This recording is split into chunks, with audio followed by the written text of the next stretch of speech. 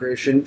During your topper, you said, and I quote, "Leaders also have a duty to preserve the integrity and character of our nation's national identity."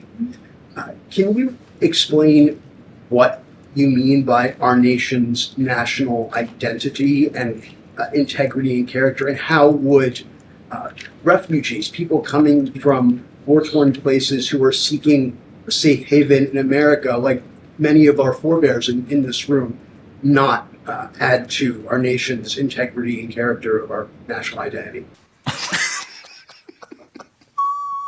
I'll tell you what does not add to our nation's character and integrity is refugees who come here under the alleged plight of asylum and fleeing persecution, and then come to the United States to abuse our system and rip off American taxpayers. And as I pointed out, the New York Times, to their credit, it was about 6 months too late, but they did write about how Somali immigrants in Minnesota have been ripping off American taxpayers. In fact, 86 people have been charged in a rampant and widespread fraud scheme spanning multiple programs in Minnesota.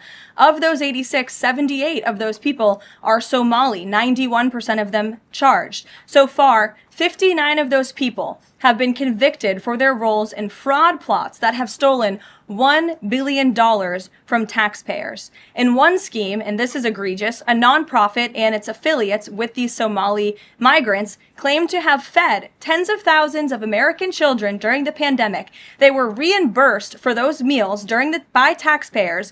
However, federal prosecutors found that almost all of those meals were never even delivered to hungry children. In fact, those organizations' leaders spent the money on houses, luxury cars, and real estate in Turkey and Kenya.